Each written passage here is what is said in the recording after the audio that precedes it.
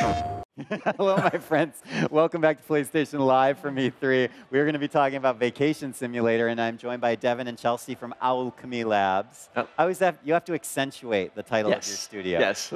It's so good to have you here, Ramon. It's good to have you back on stage with us. Indeed. My shirts aren't as cool as theirs. Let's talk about this a little bit. You guys came fully prepared to vacation. Always. You were done with your job, and now it's time to vacation. It's only the next logical step. Yeah, let me give a little bit of history to what's happening here, this beautiful thing on stage right now. You guys came out with Job Simulator in 2016. It came out in PlayStation VR to, I would say, critical and community acclaim. And now you are going to be bringing Vacation Simulator to PlayStation VR. It's launching this year, right? Yeah, late 2018, early 2019. Okay, excellent. Well, it's really good to have you guys here. Why vacation? Why Vacation Simulator? So when we're kind of thinking about what we were going to build next and kind of going through that creative process, all of a sudden we kind of landed on this concept of we'd kind of tackled all those jobs, right? And it was like, what's next? So like the premise of Vacation Simulator is that it's the year 2050, just like in Job Simulator, and robots have taken all human jobs, and they made the Job Simulator, and the Job Simulator was super successful with humans. So then they were like, what else did humans used to do? And vacations were a thing they used to do. Yeah, totally. But a big difference here is that jobs made a lot of sense to the bots, right? It's like, oh, work, I get that. But now they've built this Vacation Simulator, and why would you relax? That doesn't make any sense. Why would you relax? So tell me a little bit about the structure of the game, because that's something that I try and wrap my mind around. If we're going to simulate a vacation and sit around on the beach a lot, how do you guys actually build an interactive, like, progressive game out of that? Yeah, I mean, that was one of our big design challenges. Just like the bots don't really understand relaxation, like, what are you doing? What are you actually accomplishing? Like, that's one of the big questions that comes up in the game. And for us, it was about providing something for everyone. So everyone vacations a little bit differently, and our different activities in the destinations reflect that. So on the beach, you can have this sandcastle, which is really puzzly oriented and very logical, or you can just go hang out and do sports, which is much more like twitchy. You can go and make burgers for the bots and like fill out little like quest orders and figure out what each person enjoys. So something for everyone, basically. And I've always loved, by the way, reading about you guys and your team and your work that, I mean, you're a relatively small studio, right? Yeah, 22 folks. 22 owls. Yes. Yeah. There's no folks here. It's only owls. I thought we were to cover this backstage. And I love that you guys have made something not only that's was successful, but also it's high fidelity. It's it's actually even though it's a vacation, it's very complex. And you're able to accomplish that with a small team. I mean, tell me a little bit about the internal workings of Alchemy Labs and how you guys sort of divide and conquer. Yeah, so when we started working on Job Simulator, it became very important to us in VR to have your hands were the key. The hands and physics and interacting with a world that was super dense was super cool. And so we ended up putting a lot of research into how to get that to work well, and we've just continuously been building on that. And now we have this great framework that then we could build Vacation Simulator on, but now just like pushed it even further. Do you feel like would you consider this a sequel? Is this the next evolution of jobbing, except vacationing? How do you define it? As a studio, we rarely work on the same genre twice. So in Job Simulator, there was 4 jobs, and they were all separate. Right. And so we're like, okay, that was really cool, but what if we made it more of like an adventure game? And so in Vacation Simulator, everything's connected. There's a story through line, and so it's really cool, and we'll be showing more about both how that all works. But yeah, it's interconnected, which is quite different than what we've done in the past. How have you been able to balance the humor of the game along with the mechanics of the game to make sure it's fun, but it's also you're laughing all the time, because your games have been hilarious?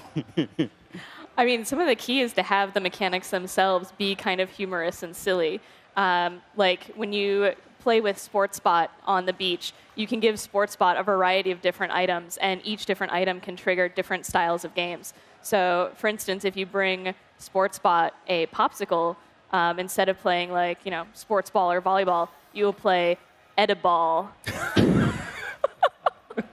You're just waiting for that to tell that on stage, right? Desperately wanted that. Holding that one back the whole time. But then it's like you basically get food cannon towards your mouth, and you have to like move your mouth around to try and get it. And like that's a mechanic that's like inherently humorous. It's fun to do. That's the vacation I want. Where things at my face about. Food cannon. Can you tell me a little bit about, for Vacation Simulator, the different control inputs? I mean, are you sticking entirely with the Move controllers? Are you going to include any DualShock support? What does that look like for you guys? So yeah, we're using the Move controllers and getting people to kind of interact with the world, every single thing. And one of the differences is in Vacation Simulator is the world is much bigger.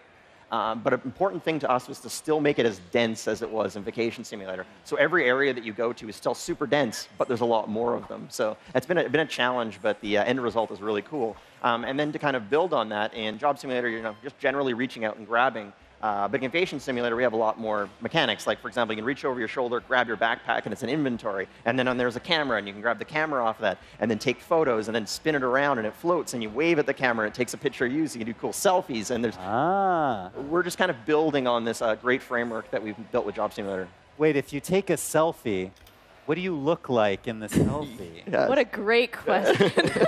It is a mystery we may never find out, Until the especially game during comes this out. segment.